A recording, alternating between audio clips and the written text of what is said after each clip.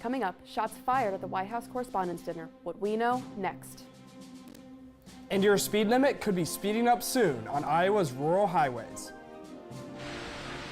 Plus, it's going to be raining cats and dogs today. I'll have your full forecast coming up in weather. The latest news, sports, and arts. Coming up right now on DITV.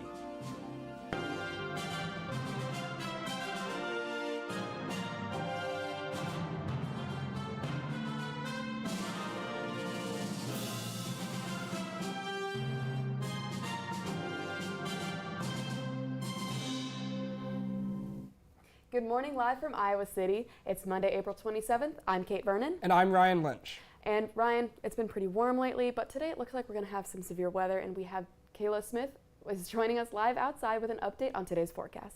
Kayla, will we stay dry today? Kate, Ryan, it's going to be a wet one ahead of us today. I'm live in downtown Iowa City, where it's currently about 62 degrees. In my opinion, that is the perfect spring temperatures. But I don't know if you can see behind me, we are not having our perfect spring weather today. Taking a look out onto the Pentecrest, we're going to be seeing some severe weather today. We'll start off with some small, kind of scattered storms this morning before we move into severe this afternoon and evening. You might see some hail, some strong winds, maybe some tornadoes. Luckily, Tuesday is going to be much nicer with some partly cloudy skies in the low 60s. And make sure to keep an eye out on these storms because they can go from 0 to 100 real quick. I'll have a look at the rest of your week's forecast coming up later, but for now, Kate and Ryan, back to you. And we're following developing breaking news. Take a look behind me. On Saturday, President Trump was evacuated from the White House Correspondents' Dinner after a man armed with guns and knives reportedly breached security at the Washington Hilton and moved toward the ballroom. Shots were fired as Secret Service agents moved in. The suspect is in custody. And officials say one Secret Service agent was shot but protected by a bulletproof vest. No guests, including the president, were hurt. Investigators say the suspect may have left behind writings describing anti-administration views, but the motive is still unclear. Authorities are now reviewing how the suspect got that far inside a high-security event. The suspect's arraignment is today. And no injuries have been reported after a small appliance fire inside the Old Capitol Mall Saturday night. That's right, and here behind us you can see video captured from that scene. The Iowa City Fire Department says crews were called in just after 9:20 p.m. for smoke and fire coming from a refrigeration unit inside of a business. Firefighters arrived in just a few minutes and put out the flames. Damage is estimated at about $5,000. Iowa lawmakers say they're one step closer to finalizing the state budget for next year. But a major fight over property taxes is still holding things up. DITV's Anshika Guru joins us live in the newsroom with the updates on the budget deal and where property tax talks stand. Anshika? Yes, Ryan and Kate. House and Senate Republicans say they have reached a general agreement on Iowa's $9.4 to $9.6 billion state budget for the next year. This advances spending talks after the 100th day of a session, but they're still divided on property taxes. The House is pushing a strict 2% cap while the Senate wants a softer limit. Lawmakers are expected to keep negotiating into the next week. The Iowa Senate approved a bill that could let drivers go faster on some roads. Lawmakers voted to raise speed limits on 2-lane state highways from 55 to 60 miles per hour. Supporters say the limit is outdated and doesn't reflect modern vehicles or safety. Critics warn higher speed could increase risk on roads with hills, curves, and slow traffic. The bill now heads to the governor. If signed, it would take effect on July 1st. For now, live in the newsroom, Anshika Guru, DITV. And you might be seeing fire hydrants leaking water around Iowa City this summer. It's part of a planned maintenance process. The city will be flushing hydrants across neighborhoods to help maintain water quality and fire safety. Officials say that's normal, and residents should run faucets until the water clears. It's expected to begin before the end of April. And the Iowa City Flea Market took over downtown this weekend, filling the streets with unique booths. It was a chance for vendors and artisans to show off their goods for sales. There was something for everyone, from handmade trinkets to vintage clothes. The Iowa City Flea Market returns every few months with new vendors. This month's event took place at the intersection of Lynn and Market Street. Yeah, you know, Ryan, I'm kind of getting tired of all of the severe weather, so I'm really hoping that we're going to have some nicer weather coming up. So let's take a look back outside with Kayla, who has the rest of this week's forecast. Kayla? Kate, Ryan, luckily for you guys, this next week sounds like it's going to be the perfect calm after the storms that we're going to be seeing today. Taking a look out onto the Pentecrest, Wednesday is going to be bringing us some partly cloudy skies with a high in the mid-60s before dropping down to the low 40s at night. Thursday, Friday, and Saturday, they're going to be copycats actually, because we are again going to see those perfect temperatures in the 60s, some clouds in the sky. Sunday is where nature is going to be changing things up for the better. We'll have the high in those upper 70s and the low in the comfortable 50s. We'll see some more clouds in the sky just like the rest of the week. And luckily, I mean, with finals week and project deadlines coming up, I think this is a sign from Mother Nature herself that everything is going to be okay. Reporting live from downtown Iowa City, Kayla Smith, DITV. Hey Ryan, guess what? What? Fans are flocking to theaters for Michael, the new movie on the King of Pop. That's right, the film pulled in a huge $97 million opening weekend. It's the biggest debut ever for a biopic. It follows Michael Jackson's rise from child star to global icon. Audiences are ready to relive the music and the magic. Hey Kate, can I get another hee-hee? I'm okay, I already did it once, I don't need to do it again. But thank you for joining us on DITV this morning. We're live from Iowa City every Monday, Wednesday, and Friday, and online anytime at dailyiowan.com. For all of us, thanks for watching. Be sure to stay tuned in for DITV Sports with their full coverage of this weekend's NFL Draft and everything else in Hawkeye sports. Up next.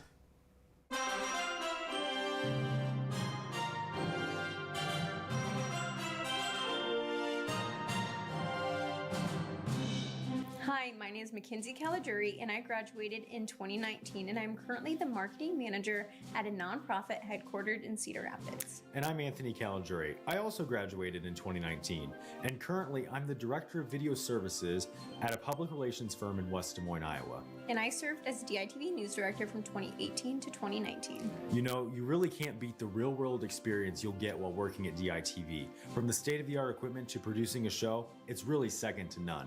In my current role, I put on both in-person and virtual events, and the skills I learned at DITV have carried me through my career. But what's really most important to us, we met some of our lifelong best friends while working at DITV. So not only are you going to learn a lot, you're also going to have a lot of fun. Go Hawks!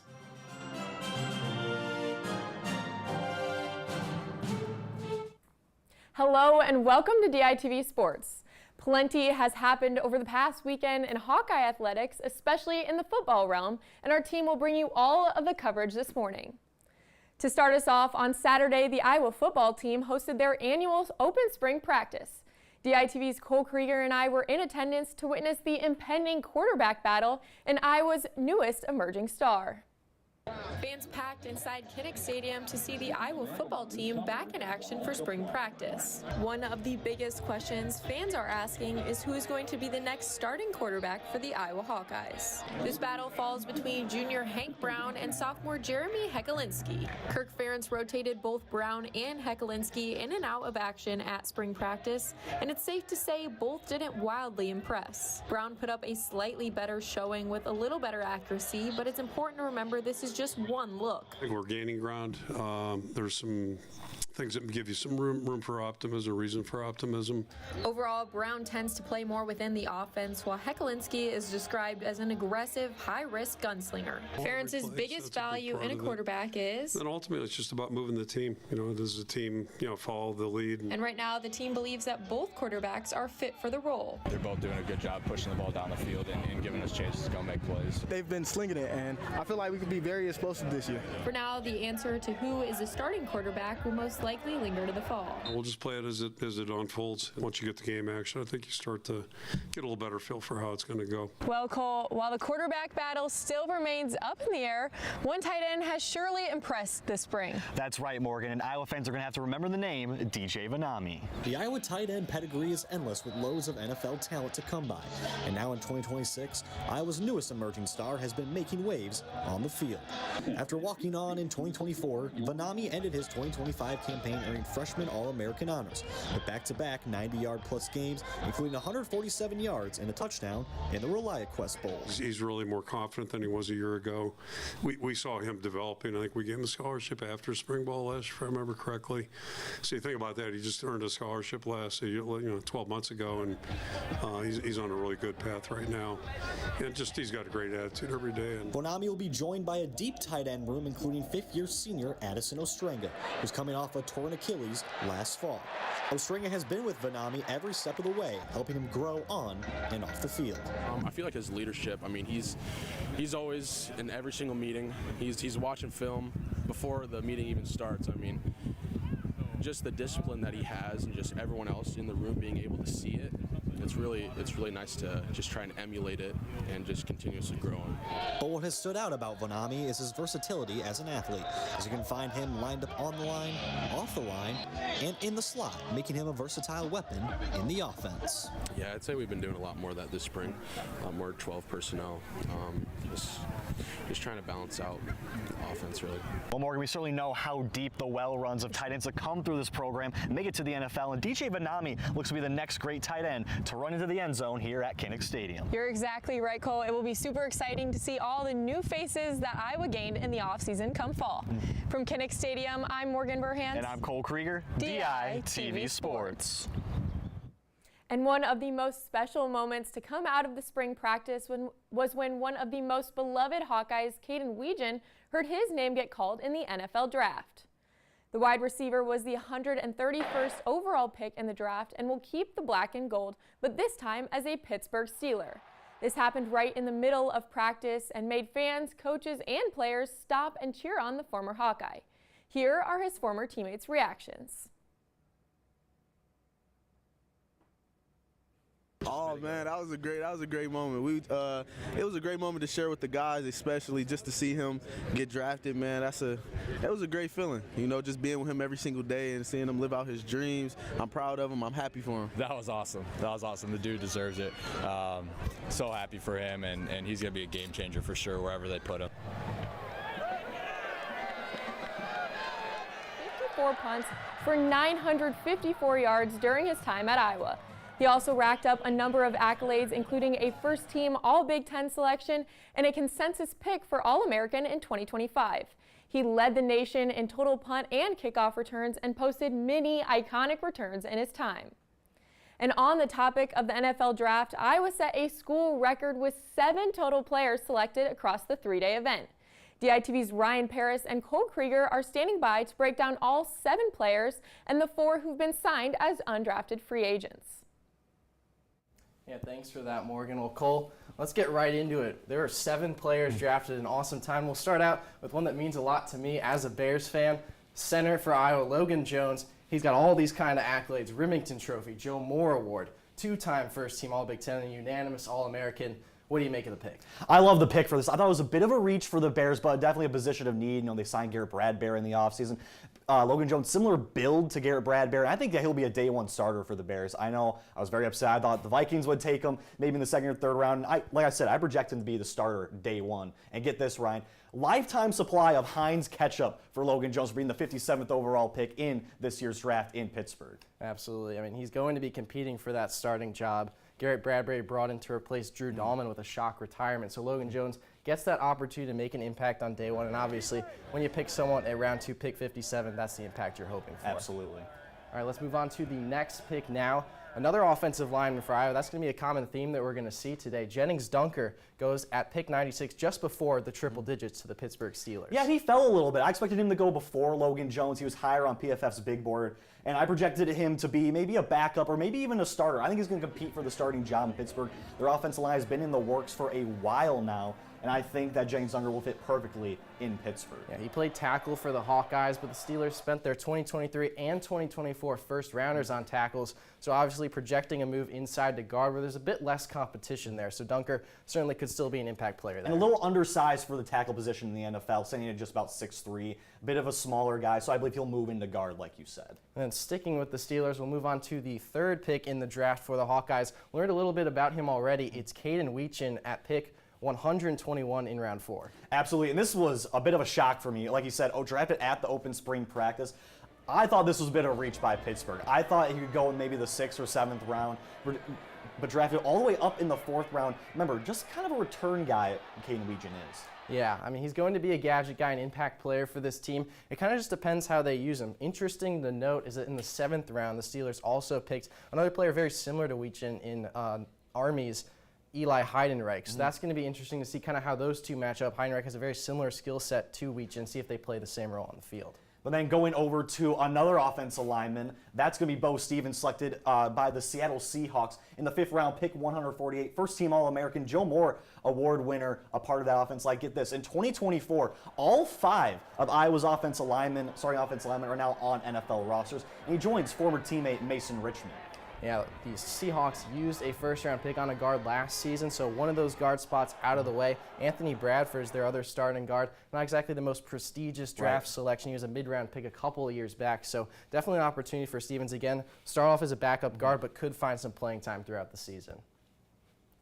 Keeping it moving into the 6th round, Carson Shire on the defensive side ends up going for the Hawkeyes here. This is very surprising to me. I expected Shire to be an undrafted guy, very undersized for a linebacker, only started 1 year for the Hawkeyes, but they pick him up at pick 183, 83 tackles, 4.5 sacks, 1 forced fumble this year, and I project him to be maybe a special teamer type of guy, maybe bounce on and off the practice squad for the Cardinals this season. Yeah, Iowa's had a really good run of linebackers getting drafted in recent seasons. You think Jack Campbell was a first-rounder a couple of years back. Jay Higgins was a UDFA. Last year, and Nick Jackson, his running mate. Right. So Shire didn't get much playing time before that, but was able to grow into that role last season. Absolutely. And then with the final selection, 2 more selections for the Hawkeyes, that being TJ Hall, who graced this very studio as a journalism student. Shout out to him. He had 1 interception this past year in 2025. He has great size for an NFL corner. He's 6'4", he's super tall and lanky, and a former journalism student, as I mentioned. I project him to be a special teamer, but you might have some higher expectations for TJ Hall. Yeah, Saints' depth chart at corner is very thin. They have Kool-Aid McKinstry, who they spent a pretty high pick on a couple of seasons ago.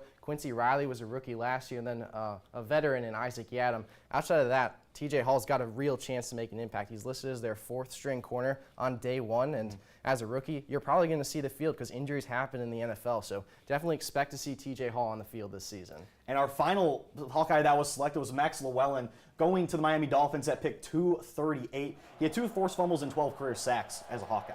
Yeah, this is a guy who's just put the work in over multiple seasons for this Iowa defensive line, and it's good to see him get drafted at the end of the draft. I mean, the Dolphins are a very rebuilding team. They're going to need players, and if you can get a gem here in the 7th round, I mean, why not? You need these guys to be contributors. And I project him to be maybe a practice squad kind of tweener guy, especially being a late pick here. And beyond the 7 players that got picked, there were also a load of UDFA's undrafted free agents, players who did not get drafted but still were signed by teams. 4 of them headlined by Mark Gronowski. Absolutely. And then some other guys here, guys got like Aaron Graves, Hayden Large, then Wampa and Ethan Hergebold picked up by the Chiefs. Some guys that were still missing. A guy like Drew Stevens, surprised that he has not been picked up yet, are obviously clutch kicker from the past couple of years. Yeah, Drew Stevens struggled with accuracy issues, but he has NFL leg, absolutely. Mark Gronowski, very cool to see him get drafted. Got to be one of the best Iowa quarterbacks of the past couple of years. And the name I'm looking at, Xavier Wankpa, down at the bottom.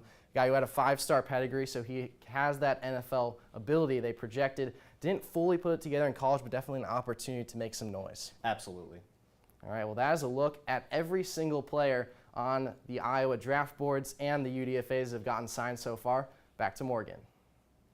Thanks, Cole and Ryan. And wow, it was a busy and big football weekend, but that's not all that went down this weekend. While dreams were being fulfilled in Pittsburgh, Iowa baseball took to Bloomington, Indiana to face the Hoosiers in a 3-game series.